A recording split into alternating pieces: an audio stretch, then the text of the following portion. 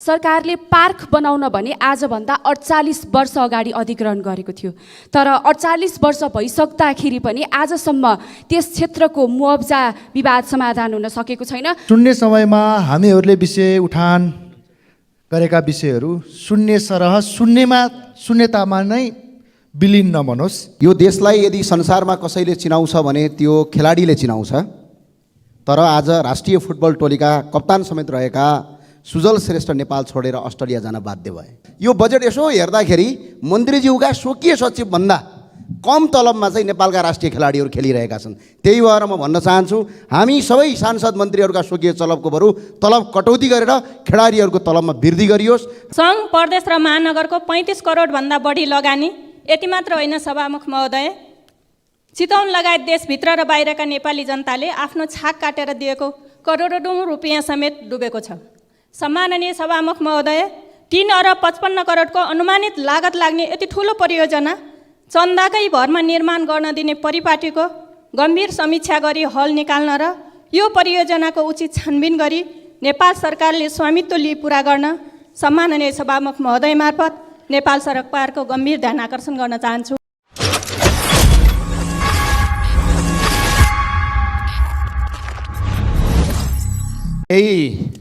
फागुन 21 गते ओखलढुङ्गाको चिसङ्खुगढी गाउँपालिकामा एउटा बलेरो जीप दुर्घटना भयो।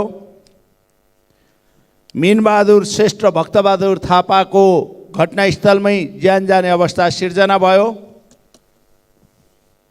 जीपमा यात्रा गर्ने 13 जना मध्ये अरू यात्रीहरूलाई काठमाडौँ ल्याएर उपचार गर्ने व्यवस्था गरियो र हेलिकप्टर पठाउने काम भयो। तर बिरामीहरू यहाँ आइपुगिसकेपछि भित्री बस्नभन्दा बाहेक केही बिरामीसँग साधन स्रोत केही थिएन। हस्पिटल पुर्याउँदै गर्दा हस्पिटलमा पहिला डिपोजिट राख्ने परम्पराले गर्दाखेरि दूर दराजबाट आएका बिरामीहरूले उपचार गराउने अवस्था सिर्जना हुन सकेन। सभामुख महोदय, मान्छेहरू सिटामोल नपाएर मर्ने अवस्था सिर्जना भएको छ। राज्यले अरबौं पैसा करोडौं पैसा पहुँचवालाका नाउँमा उपचार खर्च दिने पद्धतिको विकास गरेको छ।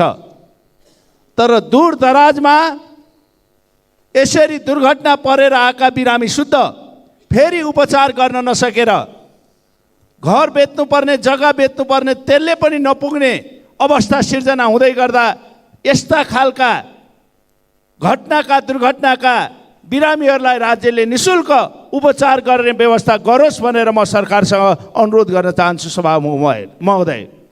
त्यसै गरी 29 गते फागुनका दिन ओखलढुङ्गाको रुम्जाटारबाट छुटेको एउटा बस सिन्धुलीको खाङसाङ नजिकैको भिरमा दुर्घटना हुँदा त्यहाँ 6 जना यात्रीहरू मृत्यु हुने अवस्थामा पुगे।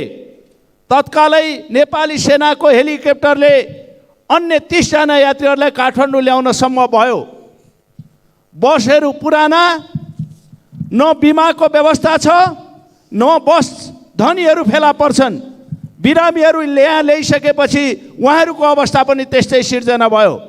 कतिपयको अवस्था वीर हस्पिटलमा, टिचिङ हस्पिटलमा र अन्य हस्पिटलमा उपचार गर्ने पैसाको अभावमा बिरामीहरू अपरेसन गर्न नसक्ने अवस्थामा पुगेका अवस्था थियो। सभामुख महोदय, त्यसमा पनि कसैको ध्यान गएको छैन। त्यसैले सम्पूर्ण यात्रीहरूलाई, बसमा जाने यात्रीहरूलाई बिमाको व्यवस्था गरेर सम्पूर्ण उपचार, जति पनि एक्सिडेन्ट भएका छन् तिनीहरूको उपचारको व्यवस्था गर्ने व्यवस्था सरकारले गरोस् भनेर आग्रह गर्न चाहन्छु सभामुख महोदय। मैले अघि नै भने जसरी बिरामीहरू ल्याइन्छ तिनीहरूसँग आफ्नो लाउने लुगा बाहेक केही हुँदैन। त्यो अवस्थामा हस्पिटलमा जाने बेलामा जुनसुकै हस्पिटलले पनि महँगो अस्पतालको व्यवस्थाले उपचार गर्न नसक्ने, एउटा हस्पिटलमा प्राइभेट हस्पिटलमा उपचार गर्न गयो भने 10-12 लाख लाग्ने, गाउँलेहरूले जग्गा बिक्री गर्दा पनि त्यो उपलब्ध नहुने अवस्था कहिले अन्त्य गर्ने सरकारले ध्यान दिनु पर्यो भनेर माग गर्न चाहन्छु सभामुख महोदय। यो नेपालमा शिक्षा र स्वास्थ्यको उपचार र अध्ययनको व्यवस्था सरकारले एकदम सुलभताका साथ सबै नागरिकलाई उपलब्ध गराउनका लागि अब पहल गर्नु पनि अनुरोध गर्न चाहन्छु सभामुख महोदय। त्यो सँगसँगै अन्त्यमा म एउटा छली नियन्त्रणको नाउँमा, राजस्व छली नियन्त्रणको नाउँमा आतङ्क मचिएको छ, लुट आतङ्क मचिएको छ सभामुख महोदय। सामान्य जनजीवन अस्तव्यस्त छ। गाई भैँसी हेर्नै नहुने, नत्र भर्सानमा पुर्याइहाल्ने। नुन र तेल समेत 2 किलो 4 किलो पनि नुन तेल हेर्न नहुने। कसैसँग 4 लाख 10 लाख पैसा छ भने स्रोत नखुलेको भनेर समातिहाल्ने। नेपाल सरकारले खाद दिन सकिरहेको छैन, मलको हाहाकार छ। किसानले कुनै उपाय गरेर यदि इन्डियाबाट ल्यायो भने, जबकि सबैले थाहा छ इन्डियामा नेपालभन्दा बढी अनुदान छ, भन्सार काट्दैन, धेरै मुस्किलले मान्छे नेपालमा नभएपछि इन्डियाबाट ल्याउँछ र प्रहरीले समातिदिन्छ। यो अवस्थाबाट गुज्रिरहेको छ सभामुख महोदय। हामीले लाग्छ कि राजस्व सङ्कलन भइरहेछ। म यहाँ सम्मानीय सदनलाई जानकारी गराउन चाहन्छु कि त्यो राजस्व जम्मा गर्नलाई होइन, कानुनको कभरमा लुट भएको छ, लुट मचाइएको छ सभामुख महोदय। भन्सार ऐनमा हामी संसदले पुरस्कारको व्यवस्था गरिनेछ भनेको थियो, तर अहिले हेर्नुहुन्छ नियमावलीमा 45% पुरस्कारको नाउँमा लुटिरहेका छौँ। हामी हेर्छौँ नेपाल सरकारको निर्धारित लक्ष्य अनुसारको राजस्व उठिरहेको छैन। हामीले लाग्छ कि सायद त्यहाँको निकायमा काम भइरहेको छैन, तर यहाँ ठुलो भ्रष्ट नीतिका कारण, भ्रष्टाचारी सोचका मान्छेहरूको कारण 10 वर्षमा, तपाईँ 10 वर्ष यता झन्डै 10 पटक नियमावली संशोधन भएको छ। मान्छे समातेर बुझाउनेले 30%, सूचना दिनेले 15%, 1 करोडको माल समात्यो भने 45% त ती अफसरले पाउँछन्। फेरि यो समात्ने अधिकार नेपालको संविधानले जनतालाई दिएको होइन, त्यो नेपालको संविधानले ती प्रहरीलाई मात्र त्यो अधिकार छ। नेपाल प्रहरी जो तलब खान्छ, सुविधा खान्छ, त्यसलाई 45% पुरस्कार व्यवस्था गरिएको छ र अहिले प्रहरीलाई एउटा सम्मानित र एउटा जिम्मेवार संस्थाले विचलित बनाउने स्थिति पैदा गरेको छ। हामी हेर्छौँ 45% को चक्करमा, 45% लुटको चक्करमा आज नेपाली जनताको जनजीवन पुरै पीडित बनाइदिएको छ। नेपालको राजस्वलाई व्यक्तिगत बनाउने एउटा ठुलो भाङ बनाइएको छ। त्यसैले हामी चाहन्छौँ सम्मानीय सभामुखको निर्देशन होस्, यसरी कानुन विपरीत पुरैसँगै संसदलाई ओझेल बनाउने, प्रभावित गर्ने केही मान्छेहरू कसको लागि त्यो नियमावली बनाइएको हो, 45% कसको इन्ट्रेस्टमा को छ संलग्न हामी जान्न चाहन्छौँ। हामी हेर्छौँ नेपालमा लाखौँ मान्छे नागरिकता नपाएर पुरा बेवारिसै छन्, पीडित छन्, पुरा जीवन बर्बाद भइरहेछ, तर कानुन हुँदैन, कानुन बनाइँदैन। 17 वर्ष भइसक्यो सत्य निरूपण मेलमिलाप आयोग सम्बन्धी कानुन भएन, तर यो 10 पटक नियमावली संशोधन गरी लुट्नेहरूलाई हामी के भन्ने? हामी यदि यसलाई नियन्त्रण गर्न सकेनौँ, यस्ता पुरस्कार दुनियाँमा सुन्नुभएको छ 45% पुरस्कार, त्यो पनि कानुनको कभर बनाएर हामी सुन्थ्यौँ। हिजो जङ्गलको कभरबाट डाकाहरूले लुट मचाउँथ्यो, अहिले कानुनको कभरबाट त्यो कालाधारी होइन, श्वेताधारीहरू, वर्दीधारीहरू जसरी लुट मचाइएको छ, प्रहरीलाई विचलित बनाइदिने, लोभी बनाइदिने जो काम बनाइएको छ अर्थ भ्रष्ट नीतिका कारण, त्यसलाई सुधार होस् भन्ने हामी चाहन्छौँ। र हामी यो सम्माननीय सभामुख महोदय, आज आम नागरिकको दैनिक जीवन अत्यन्त सङ्कटमा छ। प्रमुख सहरहरूमा आर्थिक र व्यापारिक कार्यहरू सुस्त छन्। दैनिक 2500 युवाहरू विदेशिएका छन्। हरेक महिना विदेश अध्ययन र भ्रमणमा ठुलो रकम बाहिरिँदा विदेशी मुद्रा सञ्चितमा दबाव परेको छ। लघु वित्त र सहकारी लगायत सिङ्गो वित्तीय प्रणाली सङ्कटपूर्ण अवस्थामा छ। कर प्रशासन, करदाता मैत्री छैन। आर्थिक मन्दीका कारण महँगी उच्च छ।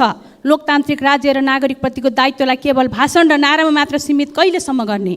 आम नागरिकलाई राज्य अभिभावक हो भन्ने अनुभूति कहिले दिने? म सम्माननीय सभामुख मार्फत वर्तमान सरकार र प्रधानमन्त्रीज्यूको गम्भीर ध्यानाकर्षण गर्न चाहन्छु। धन्यवाद। कयौँ युवाहरू जुन उच्च शिक्षाको लागि साथसाथै रोजगारको सिलसिलामा विदेशी बाध्य भएका उहाँहरूको मागहरू यहाँ राख्दछु। सभामुख महोदय, अहिले युवाहरू विदेशी बाध्य छन् किन भन्दाखेरि हाम्रो देशमा रोजगारको सिर्जना भएको छैन। साथै उच्च शिक्षाको लागि पनि हामीले राम्रो शैक्षिक संस्थाहरू व्यवस्था गर्न सकेको छैन। उच्च शिक्षाको लागि उनीहरू मिटर ब्याजमा पैसाहरू ब्याजमा लिएर विदेशी बाध्य भइरहेका छन्। साथै त्यो मिनाहा गरियोस् भनेर माग गर्दा गर्दै पनि सरकारले मुख थुनिरहेको अवस्थाहरू हामीले सामाजिक सञ्जालमा छ्यापछ्याप्ती भेटाउन सकिन्छौँ। यदि युवाहरूको आवाज नसुन्ने हो भने हामीले युवाहरूलाई दिएका ती वचनहरू कहिलेसम्म हामीले पुरा गर्न सक्छौँ। त्यसैले म सम्बन्धित सरकारलाई हाम्रो युवाहरूलाई नेपालमा नै रोजगारको सिर्जना गरियोस् भनेर जोरदार माग गर्दछु र मिटर ब्याजहरू, महँगी ब्याजहरू वित्तीय संस्था र ब्याङ्कको चाहिँ छिट्टोभन्दा छिट्टो। महोदय, यो सम्मानित सदनमा मैले अहिले उच्चारण गरेको नाम झापा बुद्ध शान्ति गापा सट्टा भर्नाकी भुइँ मान्छे 80 वर्षीय एक आदरणीय आमाको हो। उहाँ जहिले सोध्नुहुन्छ मैले श्वास फेरिरहेको यो एक टुक्रा जग्गाको लालपुर्जा मेरो हातमा कहिले पर्छ। भाङ्गागोला, प्यारीभिट्टा, मेची डाँडा, टिकापुर, कालीझोडा, खुम्बुटार, खरेडाँगी अनि देशको अनेकौँ भेगका नागरिक यही सोधिरहेका छन्, नापी कहिले आउँछ, लालपुर्जा कहिले पाइन्छ। बुद्ध शान्ति लगायत कतिपय ठाउँमा सरकारले लालपुर्जा वितरण सुरु पनि गर्यो, तर गरिब जनताले चर्को कर तिर्न सक्दैनन् भन्ने हेक्का राखिएन। त्यसैले सम्माननीय सभामुख मार्फत म सरकारलाई एकसाथ 4 आग्रह गर्दछु। 1. नापी नभएको ठाउँमा अविलम्ब नापी सुरु गरियोस्। 2. जनताले तिर्न नसक्ने कर घटाएर न्यून बनाइयोस्। 3.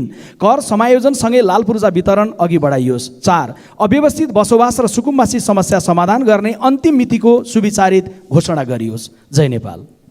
विद्यालय शिक्षाबाट उच्च शिक्षा प्रवेशको आइरन गेट फलामे ढोका भन्ने गरिन्थ्यो। हाल संशोधित शिक्षा ऐनले 9 देखि 12 कक्षालाई माध्यमिक तहको रूपमा लिएको छ। सोही व्यवस्था अनुसार अहिले एसएससीलाई एसईको रूपमा लिने गरिएको छ। आगामी सातादेखि एसईको परीक्षा सुरु हुँदैछ, एसई सुरु हुँदैछ। एउटा विद्यालयमा पढिराखेका विद्यार्थीहरू एसईको लागि अर्को विद्यालयको परीक्षा केन्द्रमा जानुपर्ने अवस्थाले अभिभावक र विद्यार्थीहरूलाई परीक्षाको समयमा अनावश्यक तनाव बनिराखेको स्थिति छ। त्यसकारण एसईको परीक्षा केन्द्र पढिरहेकै विद्यालयमा हुने अथवा होम सेन्टरको व्यवस्था गरियोस् भनेर म सभामुख महोदय मार्फत सरकारसँग आग्रह गर्दछु। धन्यवाद। 2079 को निर्वाचनले देशलाई सर्वोच्च पद पाइसकेको अवस्था र सरकारले 2 पटक विश्वासको मत लिइसकेको अवस्थामा अब जनताले कहिले विकास, सुशासन र समृद्धिको महसुस गर्न पाउने होला। जताततै लथालिङ्ग छन् सुरु गरिएका योजनाहरू। सभामुख महोदय, के हामी माननीयहरू सत्ता प्राप्तिकै लागि पक्ष र प्रतिपक्ष भई सरकार ढाल्ने र बनाउने खेलमा मात्र सीमित हुने हो? आज देशमा विद्यमान समस्याका बावजुद पनि नेपालले क्रिकेट खेलमा जुन सफलता हासिल गर्यो त्यो सगरमाथा चढ्नुभन्दा कम कठिन थिएन र क्रिकेट स्टेडियमको अभावमा पनि क्रिकेटर खेलाडीहरूले जुन देशलाई अन्तर्राष्ट्रिय स्तरमा चिनाउने जुन ठुलो काम गर्नुभयो, यसको लागि पनि यो सदनबाट म खेलाडीहरूलाई धन्यवाद व्यक्त गर्न चाहन्छु। र आज हरेक क्षेत्रलाई राजनीतिकरण गरिरहँदा कुनै पनि क्षेत्रमा दिगो योजनाका कार्य गर्न सकिएको छैन। उचित सुविधा प्रदान गर्न नसक्दा आज भविष्य खोज्दै सुजल श्रेष्ठ, रञ्जित धिमाल, राजन अहिले देश एउटा आर्थिक सङ्कटमा परिरहेको छ। यस्तो अवस्थामा कैयौँ विकासका आयोजनाहरू सुचारू भएको देखिँदैन। स्थानीय तह र केन्द्र सङ्घको एक खालको त्यो समन्वय पनि देखिँदैन। सरकारले यो विकासका कार्यक्रमहरूलाई अहिले जुन हामीले विधेयक ल्याइरहेका छौँ, मूल्याङ्कन अनुगमन राम्रोसँग गरेर विकासको कार्यक्रमहरू, त्यो आयोजनाहरूको एउटा प्रभावकारी त्यसको के रहेछ त्यो यथार्थ विवरण पेश गर्ने हो कि सुन्ने समयमा उठेका धेरै प्रश्नहरूको सरकारले जवाफ दिएको छैन। त्यो जवाफको लागि पनि म सामान्य सभामुखको मार्फत आग्रह गर्न चाहन्छु। धन्यवाद। मुख महोदय मार्फत शिक्षा मन्त्रालयको ध्यानाकर्षण गराउन चाहन्छु। सबैजसो विश्वविद्यालयमा निरन्तर तालाबन्दी छ। उच्च पदाधिकारीहरूको नियुक्तिमा ढिला सृष्टि, बजेट तथा प्राध्यापक र कर्मचारीको अभाव छ। एकीकृत शैक्षिक क्यालेन्डर पनि छैन। परीक्षाको मिति सरिरहन्छ। परीक्षाको नतिजा निकाल्न 1.5 वर्ष लाग्छ। 4 वर्षको कोर्स 6 वर्ष हुँदा पनि सकिँदैन। डिग्रीधारीहरूले लाइसेन्सको परीक्षा दिँदा पास प्रतिशत अत्यन्त कम छ। यस्तो कारणले हाम्रो संस्थाहरूको गुणस्तर खस्किँदो हो कि भन्ने पनि भान हुन्छ। ती प्रतिको वितृष्णा बढ्दो छ। हाम्रा विश्वविद्यालयमा भर्ना दर घटेको छ। पूर्ण प्रवेश परीक्षा लिने तयारीमा छन्। अर्कोतर्फ विदेशी विश्वविद्यालयको सम्बन्ध पाएका नेपाली कलेजमा पढ्ने विद्यार्थीहरू 20,000 पुगेका छन्। विदेश जाने एनओसी लिने विद्यार्थी वर्षमा 1 लाखको हाराहारीमा छ। सम्बन्ध र विदेश जाने विद्यार्थी मार्फत सम्माननीय सभामुख महोदय, काठमाडौँ क्षेत्र नम्बर 2 अन्तर्गत पर्ने तिनकुनेको जग्गा सरकारले पार्क बनाउन भने आजभन्दा 48 वर्ष अगाडि अधिग्रहण गरेको थियो। तर 48 वर्ष भइसक्दाखेरि पनि आजसम्म त्यस क्षेत्रको मुआब्जा विवाद समाधान हुन सकेको छैन, जसको कारणले गर्दाखेरि आजसम्म सरकारले न त्यहाँ कुनै संरचना बनाउन सकेको छ, न त त्यहाँका सबै सम्बन्धित जग्गा धनीहरूले मुआब्जा नै पाउन सकेका छन्। उच्च स्तरीय विदेशी पाहुना आउँदा मात्रै लिपपोत गर्ने र बोट बिरुवा रोपे जस्तो गर्ने, तर असली विवाद समाधान गर्न सरकार अग्रसर नहुने यो कस्तो सरकारको नीति। त्यसैले यो अन्यायमा सधैँभरि त्यस क्षेत्रका सम्बन्धित जग्गा धनी बस्न सक्दैनन्। सम्माननीय सभामुख महोदय, कि त जग्गा मुआब्जा विवाद समाधान गर्नु पर्यो, कि त त्यहाँ सम्बन्धित व्यक्तिहरूलाई जग्गा उपयोग गर्न दिनु पर्यो। त्यसैले यो सम्मानित सदनबाट सभामुख मार्फत म सरकार समक्ष अनुरोध गर्न चाहन्छु, मुआब्जा जग्गा तिनकुनेको यथाशक्य समाधान गरियोस् र त्यस समाधान गरेर त्यहाँ संरचना बनाइयोस्। धन्यवाद। सभामुख महोदय, सुन्ने समयमा हामीहरूले विषय उठान गरेका विषयहरू सुन्ने सरह शून्यतामा नै विलिन नबनोस्। पूर्व पश्चिम राजमार्ग अन्तर्गत मेरो क्षेत्रमा पर्ने टिकौली लोथर खण्डको 4 लेन विस्तार योजना जब पूर्व चितवनको चितवन क्षेत्र नम्बर 1 छुन्छ अनि स्थगन हुन्छ, यो किन होला? सौरालाई पर्यटकीय क्षेत्र घोषणा कहिले हुन्छ होला? अर्को विषय, लगातार 19 महिनादेखि निरन्तर ओह्रालो लागेको सेयर बजारबाट लगानीकर्ताले 14 खर्ब लगानी गुमाइसकेका छन्। अब कति खर्ब गुमाए पछाडि सरकारले ध्यान पुर्याउने हो, ध्यान दिने हो? लगानीकर्ताले अब कति रकम, कति लगानी गुमाउनु पर्ने हो? धन्यवाद। सम्मानीय सभामुख महोदय, अहिले क्यान्सरका कारण जनतामा एउटा आतंक जस्तै सिर्जना भएको छ। जताततै यो रोगले असाध्य जनताहरू आक्रान्त भएको सुनिन्छ। हाम्रो त्रिभुवन विश्वविद्यालय अन्तर्गतको शिक्षण अस्पताल महाराजगञ्जमा शहीद सुरेश वाग्ले क्यान्सर केन्द्र स्थापना भएको छ। यसलाई उपकरणहरूका साथ अझै व्यवस्थित गरेर राजधानीमा भएको ठुलो जनसङ्ख्या र त्यहाँ आएको क्यान्सरका बिरामीहरूलाई यथोचित उपचार गर्ने व्यवस्थाको लागि सम्मानीय सभामुख मार्फत म नेपाल सरकारको ध्यान गराउन चाहन्छु। यसको साथसाथै टारहरूमा सिँचाइ गएर कृषि उत्पादनलाई वृद्धि गर्नको लागि सरकारले सिँचाइमा अझ ठोस योजना ल्याओस् भन्ने माग गर्न चाहन्छु। गोर्खा जिल्लाका पालुन टार सँगसँगै गाईखुर टार, च्याङ्ली टार, ध्वाको टार जस्ता टारहरूको सिँचाइ। सम्माननीय सभामुख महोदय, हिजो चैत्र 11 गते काठमाडौँ महानगरपालिकाले एउटा सूचना जारी गरेका छ र उक्त सूचनामा काठमाडौँ उपत्यकाभित्रका नदीका नदीको किनार, नदीको उकास र नदीको बहाउ क्षेत्रमा अनधिकृत रूपमा निर्माण गरेका संरचनाहरू 7 दिनभित्रमा हटाइयोस्। यदि हटाइएन भने महानगरपालिकाले आफैले हटाइने छ र त्यस बापत लाग्ने खर्च पनि सम्बन्धित व्यक्तिहरूलाई नै तिराइने छ भनेर भनिएको छ। वास्तवमा यो समस्या भनेको यो अनधिकृत भनेर भनिए पनि यो दशकौँदेखि हाम्रो नेपालमा चाहिँ काठमाडौँ उपत्यकामा रहँदै आएको यो सुकुम्बासी समस्या हो, अव्यवस्थित बसोबासी समस्या हो। यो समस्यालाई यति हल्का फुल्का तरिकाले उठाउने र अनि मान्छेलाई आतङ्कित बनाउने काम नगरियोस् र नेपालको संविधानको अनुसूची 9 मा यो सुकुम्बासीसँग सम्बन्धित समस्या सङ्घ, प्रदेश र स्थानीय तहको साझा अधिकार सूचीमा। सम्माननीय सभामुख, यो देशलाई यदि संसारमा कसैले चिनाउँछ भने त्यो खेलाडीले चिनाउँछ। तर आज राष्ट्रिय फुटबल टोलीका कप्तान समेत रहेका सुजल श्रेष्ठ नेपाल छोडेर अस्ट्रेलिया जान बाध्य भए। त्यस्तै भक्तपुरको बागेश्वरी स्कुलमा पढ्दै गरेका 12 कक्षाका विद्यार्थीले विदाई गर्दै गर्दा खाडीमा भेटौँला भने आज युवाहरूको अवस्था त्यो छ। खेलकुद क्षेत्रमा झन्डै अहिले पनि नेपाल सरकारको टोटल बजेटमध्ये 17 खर्ब 93 अर्ब 83 करोड बजेटमध्ये खेलकुद क्षेत्रमा 2 अर्ब 46 करोड बजेट यानि कि 0.13% बजेट छुट्याइएको छ। यो बजेट यसो हेर्दाखेरि मन्त्रीज्यूका स्वकीय सचिवभन्दा कम तलबमा चाहिँ नेपालका राष्ट्रिय खेलाडीहरू खेलिरहेका छन्। त्यही भएर म भन्न चाहन्छु हामी सबै सांसद मन्त्रीहरूका स्वकीय तलबको बरु तलब कटौती गरेर खेलाडीहरूको तलबमा वृद्धि गरियोस्, रङ्गशाला बनाइयोस् र बजेट अगाडि बढाइयोस्। हस्, धन्यवाद। सभामुख महोदय, चितवन भरतपुर महानगर 15 मा निर्माणाधीन गौतम बुद्ध अन्तर्राष्ट्रिय क्रिकेट रङ्गशालाको काम अहिले बेवारिसी बनेको छ। नेपालको एकमात्र कृषि विश्वविद्यालयको स्वामित्वमा रहेको करिब 20 बिघा 8 कट्ठामा चर्को बहस र विवादका बीच धुर्मु सुन्तली फाउन्डेसनले चन्दा मागेर निर्माण लक्ष्य लिएको यो परियोजना फाउन्डेसनले नसक्ने भनेर हात जिक्दा अलपत्र परेको छ। सङ्घ, प्रदेश र महानगरको 35 करोडभन्दा बढी लगानी। यति मात्र होइन सभामुख महोदय, चितवन लगायत देशभित्र र बाहिरका नेपाली जनताले आफ्नो छाक काटेर दिएको करोडौँ रुपियाँ समेत डुबेको छ।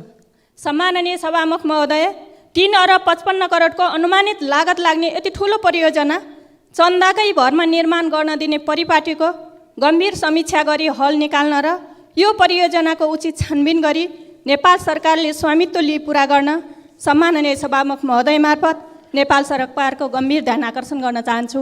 धन्यवाद।